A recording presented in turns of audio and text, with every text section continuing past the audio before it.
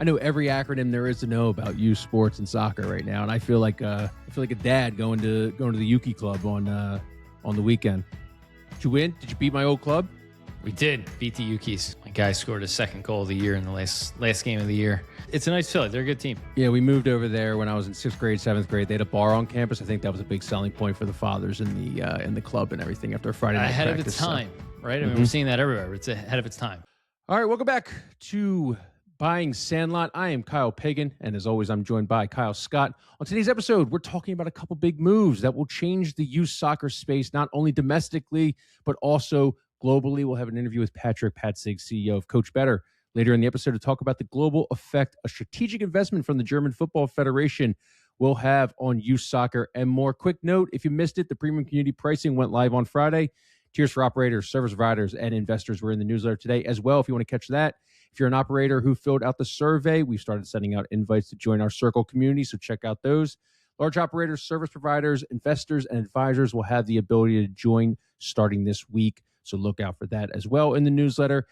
In case you didn't know, the community offers peer networking, investment opportunities, data and reports, and other benefits for the Investor Pro tiers. If you're an independently owned operator and you want to gain access at no cost, you can apply simply by filling out our operator intake survey. I'll throw the link in the description of this podcast for you, or you can find the link in the newsletter if you already subscribe.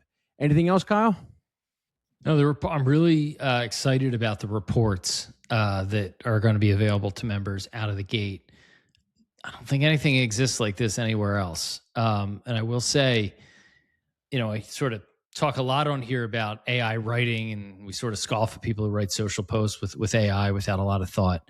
I will say what AI is really good at is when you've put in the work for, let's call it the last 14 months of us aggregating, commenting, analyzing everything that happens in the business of youth sports. And then you pair that with some of the first-party data we have, some of the first-party transcripts just from talking to the leaders in the space, then some of the data we have from polls and more importantly, in-depth surveys, like our operator survey, our facility survey, thrice per week coverage of new facilities and deals, right? I want to say accidentally cobbled together maybe the best database of aggregated youth sports industry information, certainly over the last year, maybe ever. And AI is really good at turning all the data we've produced and intook and helping to create reports with that. So I'm really excited about those reports because we've been able to collate a year's worth of effort with the help of AI and build really interesting reports, databases of deals, facilities. So I think that alone would probably justify the subscription price for most people, and then the networking as an added benefit, or vice versa. Either way, yeah, they're really good. They're really good, like shockingly good. If you were at the Buying Sandlot conference, I mean, obviously that was the first of its kind in the youth sports space. I think this is the first of its kind community in the youth sports space. There's nowhere where you can share peer-to-peer networking with your peers if you're an operator. There's nowhere, if you're an investor, you could, look to people who are raising their hands that want to maybe get some capital or maybe exit or, find some other solutions there. So I think this is a no-brainer if you're in that space. This should really speak to you. It's basically the hallways. I like to think of it as the hallways of the event, right? The conversation that were happening there. Just like, hey, how can you put that into digital realm? Right between Good Game Speaking Hall 1 and Good Game Speaking Hall 2. That's right. Between the good games. Yep. I like it. You did mention AI posts on LinkedIn. We see it all the time. This one, I don't think this one was. We saw a post from Luke Zients, who's the CEO at Autosport AI. This one looks like it came fresh from the dome, right off top of the dome, which I really do appreciate out of Luke there. But he was talking about the Pope and the encyclical that he had last week and relating it back to youth sports. I bet you people didn't think this is where we were going to start the podcast today. Did you have the Pope, encyclicals, AI, and Luke Zients on the bingo card this week? And youth sports. And youth sports? Yeah, no, I did not. It's a long one. I'll splice it into the episode. I don't know where you want to start or where you kind of want to talk about this, but if you didn't see the encyclical, the Vatican basically compared AI to the Industrial Revolution in terms of how much it could reshape work, society, and daily life. And then Luke put his own spin on that because obviously Autosport AI, They are one of the new fun ones in the space, and it's in the name. They're obviously using AI for their workflows and everything else there. So basically, I would say the gist of the post was, though they are using AI at the crux of everything they do, you always have to remember that there's a family, there's a human being, youth sports athlete at the core of it. Yeah. So for those who aren't familiar, the Pope's encyclical was about the dangers and opportunities of AI.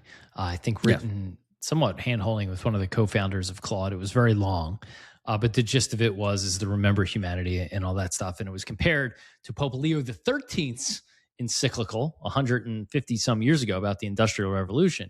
Now, the funny thing is, like, that one sort of like downplayed and was more negative about the Industrial Revolution, which turned out to be a giant positive for society, including the things it talked about, like worker safety and exploiting workers. Certainly that happened, but workers today are many orders of magnitude safer than they were pre-Industrial Revolution. So I think a lot of people would argue that Pope 13th got it wrong. Maybe some people think Pope Leo the 14th will get his take on AI wrong. But to bring it back to youth sports without getting too in the weeds, I think what's interesting here is that the bull case for youth sports, somewhere upstream of it, is the existence of AI, and it's shorter work days, right? Again, pre-Industrial Revolution, 50 years ago, work days were longer, right? They were harder, they were longer.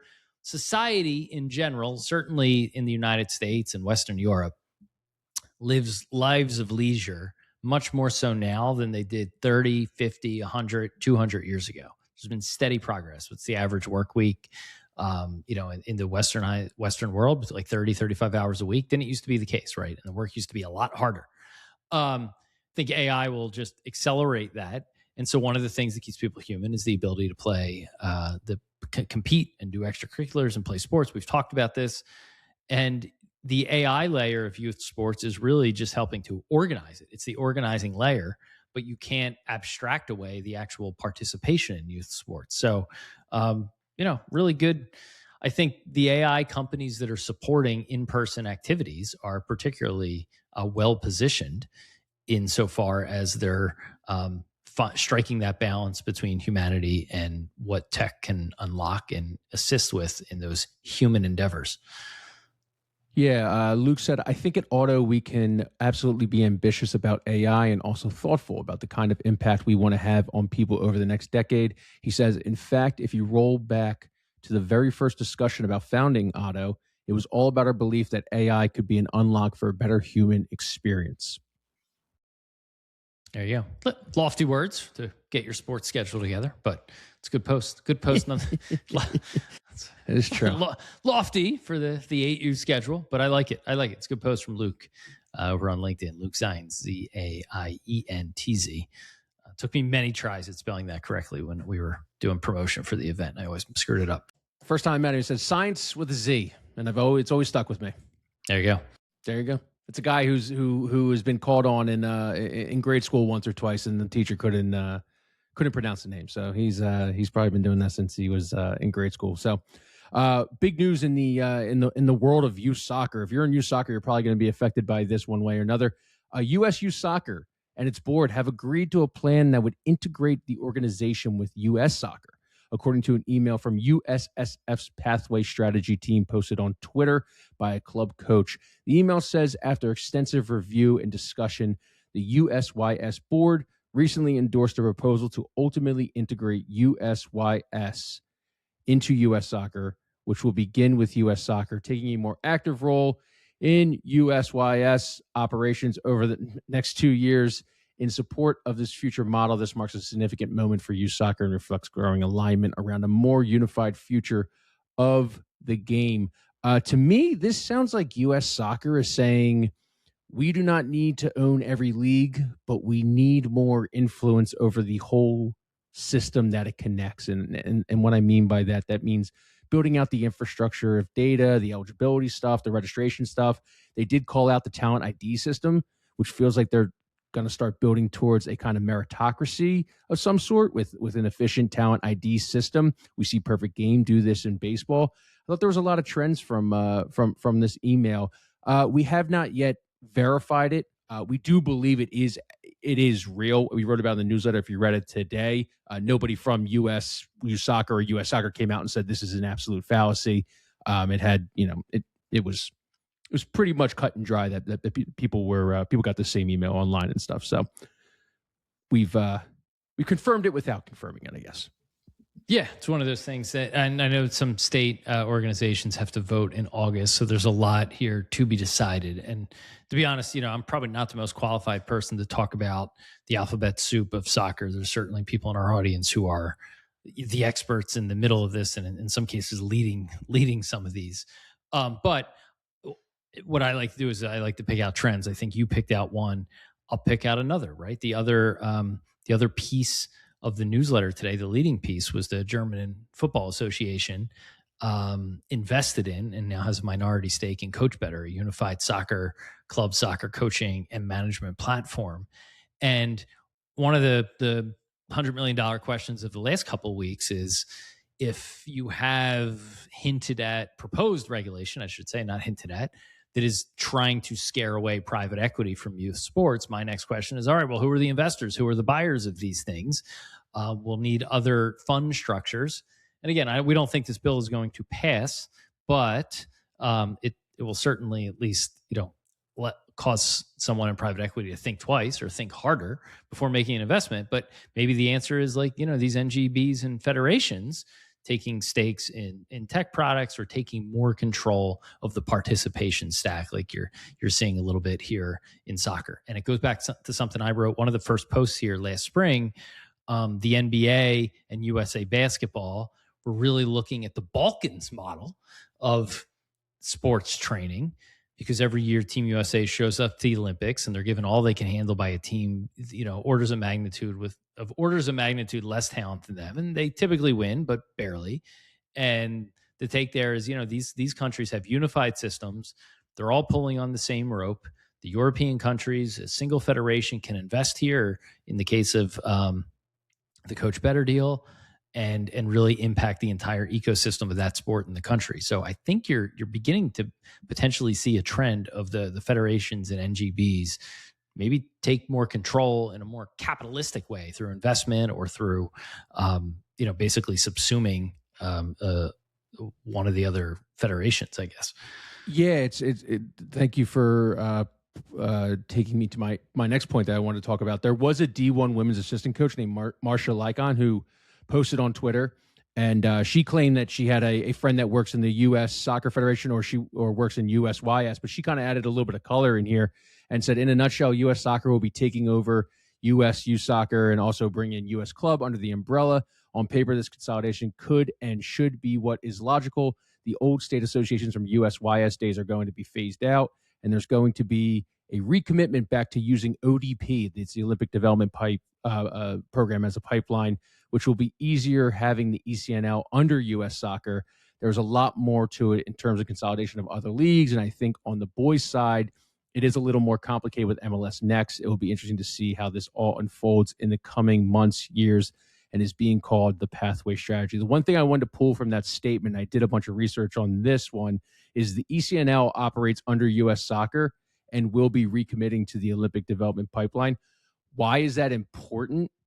Because ODP apparently used to be the old model, how players were discovered and tapped for the national team, and then clubs like ECNL come in, MLS academies come in, and then other development academies come in, and ODP kind of lost its centrality in a way. Everyone started kind of competing for the role of, hey, I'm identifying elite players. Like, who's the one that we go to? No one could really decide on that one. So then ECNL starts in 2009, and they acquire power very quickly, market share very quickly, because top clubs, we see this right now with our conversation with high school sports and club sports, top clubs wanted better competition, better showcases, and more college exposure. We were talking about that with the NFHS op-ed last week on Friday, if you want to check that out. So then U.S. Soccer tries to launch their own girls development academy in 2017 because they wanted federation level control over the pathways. On the other hand, ECNL was thinking to themselves, like, well, we already built the most dominant platform. Why should U.S. Soccer try to replace it? And then this created a split. U.S. Soccer then shuts down their development academy around 2020 due to COVID related finances and stuff. This kind of brings up MLS Next for the boys side. and everything, and then become the main successor. Now, keep in mind, though, ODP is still around. It's still in USU soccer. It's just no longer the central elite ID mechanism that people were using. So, long-winded thing to say, fast forward to today, the news of the potential recommitment to the ODP, it seems like U.S. Soccer wants to build that kind of talent ID layer that we were talking about.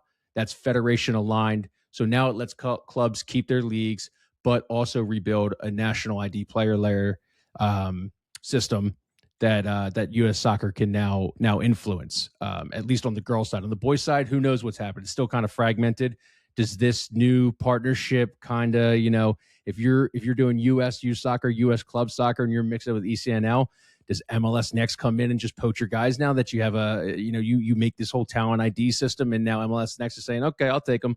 Because you got to think that, the U.S. Soccer would like to keep their people in their U.S. club, or maybe not. But there's no formalized partnership there. So if there is someone out there from U.S. Soccer or USU Soccer listening to this, we'd love to talk to you more just to get some background or some color on this. So feel free to reach out to us. It maybe, and this, this isn't the most well-formed take, so I'll caveat what I'm about to say with that. But as I'm listening to you talk, and then I'm thinking about what we talked about a couple of weeks ago, where Black Bear hockey, controls a minority portion of hockey in the U.S., largely in the Midwest and the Northeast. We sort of theorize that USA Hockey, at a minimum, probably applauds any impacts to Black Bear's control of youth hockey in America, and in some ways may benefit from any sort of pulling apart of Black Bear. The story about the USA Basketball looking at the Balkans model, and some conversations I've heard around at least Major League Baseball, less clear on whether USA Baseball is involved as well, but not necessarily loving the perfect game kind of a private company controls so much of youth baseball and the talent identification level. And then the stuff we talked about with school last week, and you begin to wonder, is like, are we beginning to see the tide shift back toward the traditional NGBs and federations and schools, the scholastic side, compared to the privatized club? Like, that feels like there's enough little sort of canaries in the coal mine here, where we're talking more recently about scholastic and the federations like flexing their might where they can, at the same time the privatized side is under attack. And then you wonder how many of those federations and NGBs are maybe supportive of attacking the privatized. I don't know, but that's what I look at from this statement and what I hope for personally. So I think it's like U.S. Soccer is not saying you must play in our leagues, our USU Soccer, our U.S. club. You might want to play in ECNL. You might want to be a part of, MLS Next Homegrown instead. But wherever you do play, we need a better way to identify and develop the top players. Because at the end of the day, the only thing that's going to benefit U.S. Soccer Federation from participation standpoint, in my opinion, is building a pathway to the U.S. national team, both women's and men's, and them having success in the World Cup or at top flight competitions and stuff. That should be the main goal. So I hope that's what they're doing, that they're building this kind of ranking system and this talent ID layer where they're like, hey, listen, we're identifying so-and-so person in the middle of nowhere. They can play at MLS Next, or they can play at ECNL, or they can play at, somewhere that will get them in front of people and the exposure to either playing college or, playing the national team and stuff. So I hope that's what they're building towards. And from what I've been reading on a lot of the message boards, I think that's what people are hoping they would build towards, a more is meritocratic a word? Possibly. I just invented it. That's all right. I like inventing words. Yeah. And I think the other thing here, I think in general with youth sports around talent identification, is different stakeholders have different incentives. And if you can try to align those incentives to develop the best players, and it's not going to be perfect out of the gate here in the state, there's going to be a state vote, I think, in August. But, given how fragmented youth sports are, in some cases, you have a coach who is incentivized to maximize his team, for 11-year-olds in any given season. And the more you can align people to develop players up to a certain point, right? It's, like everyone's kind of playing to their own book. You're not always, if you're a a player, you're maybe not in the best situation. If you're on a team that wants to win and they're not going to play you and you're going to ride the bench at a critical year of development, I think that's ultimately what not only U.S. soccer is probably after here, but that I would imagine some of the other federations is really about, hey, how can we make sure that the incentives are more aligned towards player development versus my 12U team's got to go win this tournament, right? That's something that I think you're not going to Donovan, solve that with one deal. Yeah. Landon Donovan was talking about that on Rich Eisen, how people were a little, coaches were a little too worried about results and not player development and stuff, and that has some cause and effect and some issues of why we can't always perform in the top flight tournaments and global tournaments. It'll be interesting. It'll be interesting to see if MLS Next is down the line, if they're gonna, if they want to own their own elite pro pathway. If U.S. Soccer wants a clear national pathway, how do they coexist and work together? Is ODP being revived as a true national team scouting system? I mean, you need buy-in from the people. It'd be nice to have ODP back, but if it's the way they're kind of laying it out. But if coaches and people aren't going to pay attention to it, and it's going to just be repositioned as a broader development product for associations and families to kind of sell them on, that'll be a problem and stuff. But I think everybody, one of the main things from my small time here and everything, and talking to people in the soccer space, is just less alphabet soup is what really is needed, and that seems like it's kind of shifting that way in terms of the pathway strategy, and people were pretty happy with the pathway strategy from who I've talked to in the space. So yeah, something to chew on. Soccer is coming fast and furious this year. Because now's the time, right? You got the World Cup here, and I think everyone has to. I think youth soccer in general in the U.S. has to embrace the moment and be as best positioned to capitalize on the whatever uptick in participation it ends up seeing as a result of the World Cup being here. Full stop. Mm-hmm. Yeah, I think it's going to be pretty good, because it seems like they're really looking into the family experience right now, and it looks like it's becoming. They realize it's becoming a business issue. I think you mentioned that before. Families travel too much, leaves are alphabet soup. Coaches are pulled in all sorts of directions, and they're going to try to figure that out. So, hey, let's get over to the interview with Patrick Patzig, CEO of Coachbetter.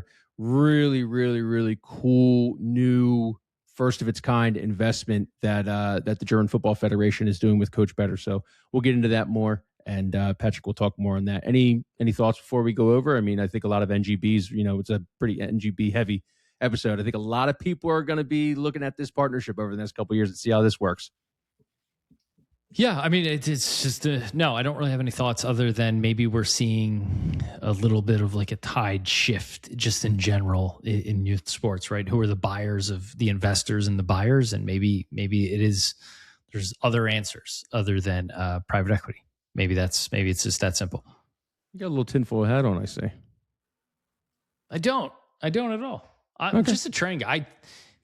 I know you're a trend guy. I'm not really that smart. I'm just like, we just cover stuff, and I'm like, hey, these two things look alike. Let me say they look alike. That's pretty much the buying Sandlot coverage in a nutshell. That's like, hey, that's the beauty of buying Sandlot. In a fragmented market, I think that's helpful to people. So I don't know. I'm just seeing, that was my first question when I saw Let Kids Play. I'm like, you got to sell the assets to whom, right? If you scare off private equity, well, here's some models, right? How can an NGB invest in a tech platform? Interesting. I think you're asking the right questions. I hope to get those questions answered one day. But for right now, we're going to get questions answered from Patrick Patzig. So let's get over to him. We're here with Coachbetter.com CEO Patrick Patzig. Patrick, thank you for coming on. We really appreciate it. I know you have an announcement, so I won't waste any more time. Take it away.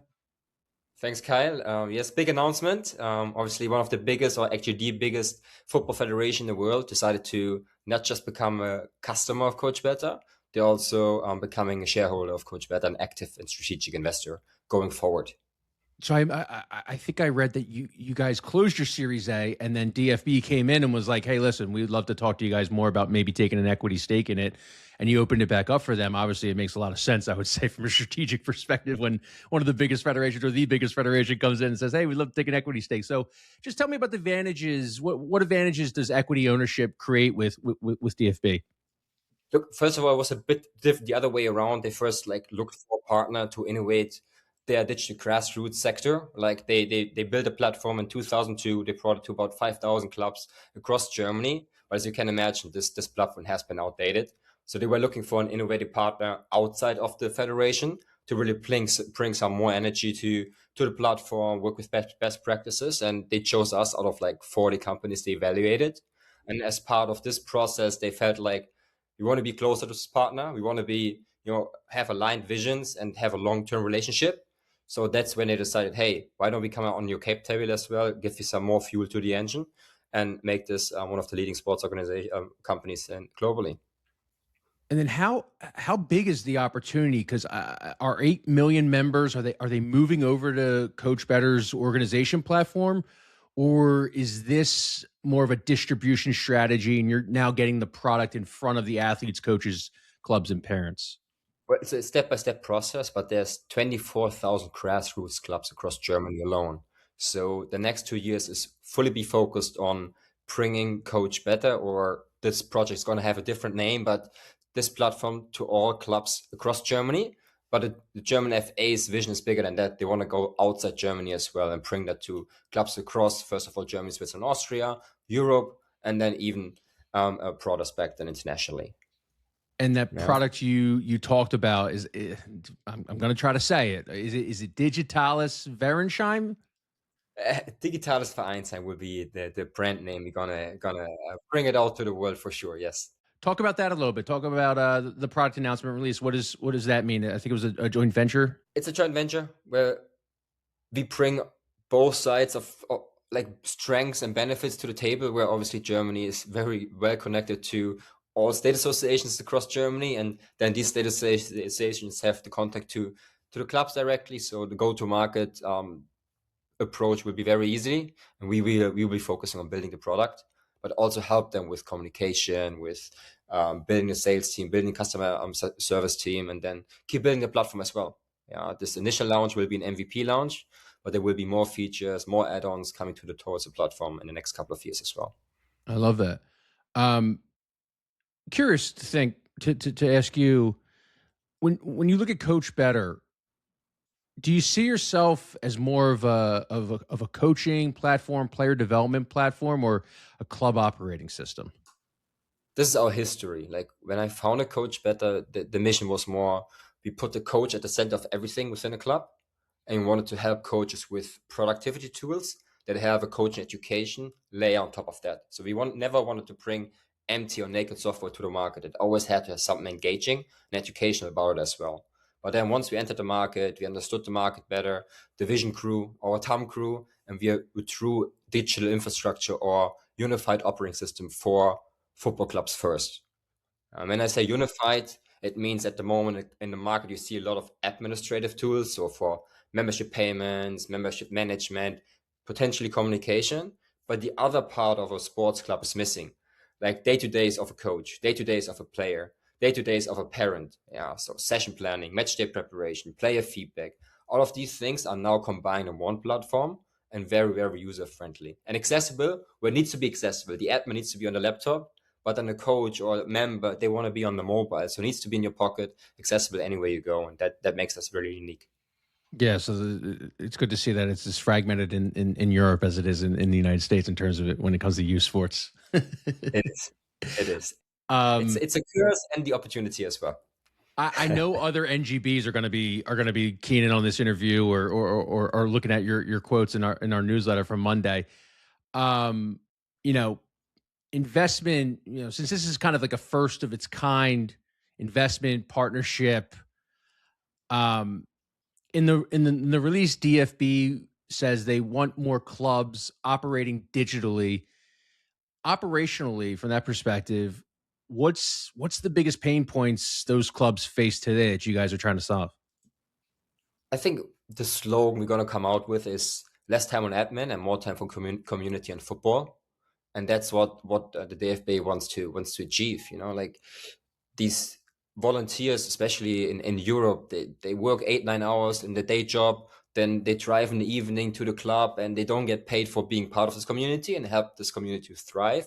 So what DFB wants to achieve to make their life easier and take away or make these administrative processes more efficient. At the moment, like some of these clubs, like when they send you an invoice, they print out a document, they bring it to the post office, they send it to you. then they have a manual dunning process. So all of these things, we digitize, we make it easier, and at the end of the day, it's about the community and the sport itself. Have more time for that. So more of like a vertically integrated Yes. business we were trying to build over there. Okay, cool. No, I love that.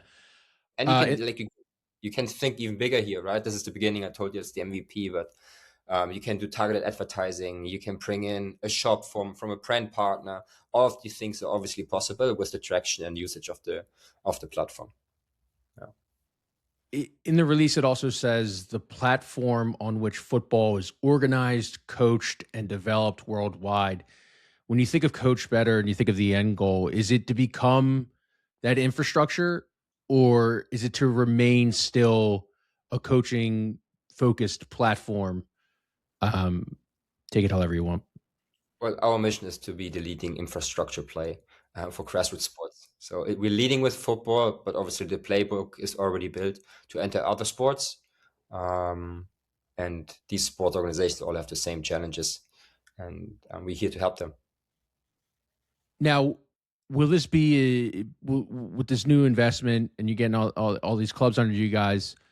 Will this be an open platform that then integrates the rest of football, the clubs, or is it more of a future where clubs operate inside kind of the Coachbetter ecosystem? And then I'll have a follow-up question depending on your answer there. Maybe rephrase that question for me, please. Yeah. So will you go into these clubs and will you? It's more of like an interoperability question. We talk about it a lot on this platform. How important is the interoperability? Are you guys going to these clubs over the next 2 years? I think you mentioned being like, hey, we're ripping out the entire tech. This is what you're going to use, or is it a case by case basis? Is what I really meant. There will be a transition phase for these clubs because 5,000 clubs using the legacy platform of the German FA, and obviously there's data in there. We need to do data migration, but therefore clubs that come newly into the system, obviously there's quite some benefits because we are also docked onto the DFB data sets. So when you set up as a club, you will get all your members, you will get all the names, the addresses are pre-filled. And then also if you do player transfers or need to register a new player, you can do that through our platform. So it's really this one ecosystem you can go to or have to go to actually participate within this broader grassroots ecosystem. How is interoperability looked at over in Europe? I'll tell you, in the United States, a lot of these parents are very frustrated because these platforms don't talk to each other. You might have a team snap for one league, and then you got to download another app like Game Changer or League Apps for another league. So you're dealing with all this stuff, different schedules, trying to keep the organization, everything. Europe, I know, has a totally different subset of internet laws, data laws, all this stuff. What's interoperability? What's the thought of that over there? You don't have that challenge in Europe so much because the market is not privatized.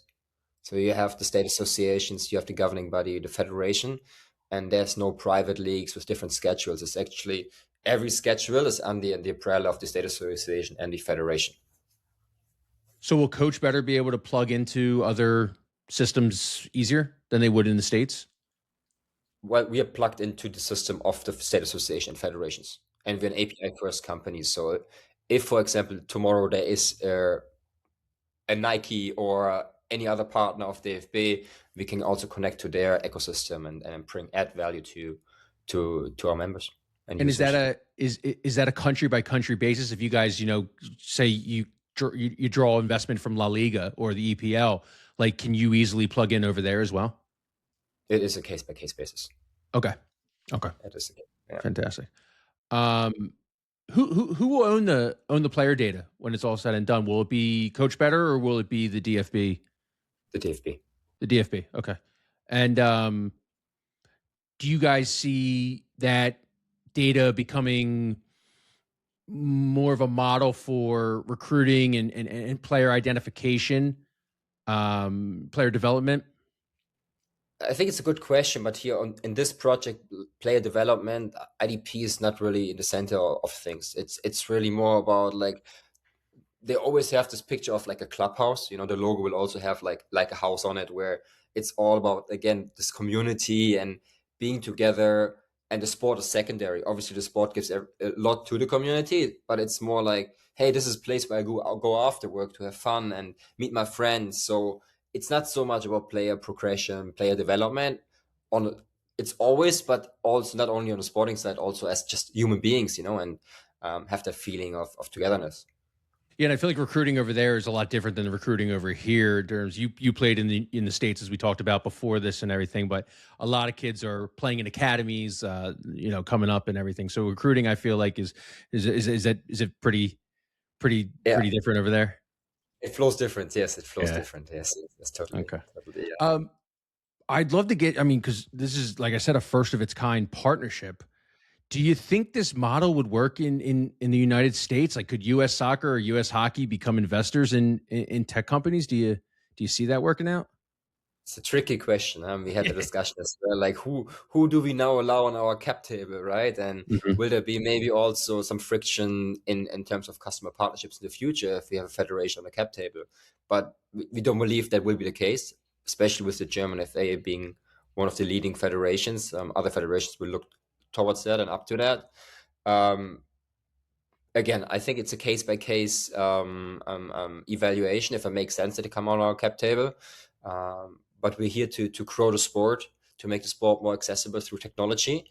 So we would love to partner with federations. There's quite some other federations already in our pipeline we speak to that are interested in what we're doing with the German FA. And I think this interest will only grow, and we will be leading these conversations. What's Coachbetter look at for the future in terms of sport? Obviously, primarily soccer. Soccer is your bread and butter. Are there any other sports that you guys look to kind of get into down the line? Still evaluating here as well. Like till 2028, it's pure football, and I think that makes us also unique that we don't go too early and broaden our spectrum and say, hey, now we do volleyball, now we do basketball. It's because we believe you have to have different sales teams for different sports to stay focused as well. So we got to be hyper focused on football. Still the biggest sport in the world, still growing, especially after World Cup now in the US. The US will also grow in participation. So we stay laser focused, but have the playbook in our pockets to enter other sports. I would assume that the majority of your customers, your base, is over in Europe. What does it look like in the United States? Anything you could shed light on? Partnerships, customers, anything clubs wise that you could shed lights on? We are 8 people strong team in the US already. Also a local sales team in Australia and the US. We're making our strides. Like when I speak about Europe, we're coming from Europe. Obviously, we're founded in 2020, so we started in our home markets. Like from there, we work with City Football Group, we work with Borussia Dortmund, Borussia Mönchengladbach. We also work with the Austrian FA, Lithuanian FA, thousands of grassroots clubs over there. Across the US, Philadelphia Union is one that we just signed. Chargers Soccer Club from Florida. But we're growing quite fastly in the US as well over the last 15 months. Yeah, the growth, I think, for the whole company is going to be pretty massive over the next year and 2 years. That's expected, correct? It is expected, yes. Yes. Yes. And then you guys seem pretty bullish. You're bullish on obviously the payments and registration side, but also the player development side. Anything you could talk about with Coachbetter there? What you see, kind of the challenges, opportunities, advantages that you guys have on Coachbetter? I think challenges that there's, like you said at the beginning, there's like 5 or 6 platforms currently used in a club. You have a registration platform, you have a communication platform, you have an IDP platform, you have a coaching methodology platform. So this is not connected. 1,000 accesses, 1,000 subscriptions these clubs have, and we just unified. Yeah, and we're doing a pretty good job there. It's not that like the registration platform is now lacking something because we focused on the player ID features. It's very unified. It is accessible to the users where they need to access it. It has a bunch of content. We just launched a partnership with City Football Group as well, Manchester City. Pep's masterclass went live last week. So there's just a bunch of good stuff there, and we keep growing, we keep building. And yeah, it's just fun because how we build is we are close to our customers. We listen and we build with them and for them. Hey, listen, the partnership and the announcement, the investment from DFB, that's a major announcement there. So we congratulate you. Congratulations on everything. I love your guys' content. Your partnerships are world class and everything. So keep doing what you're doing over there, and we look forward to talking to you down the line. When the new features and maybe the new federations get some investment in there. Keep us in mind.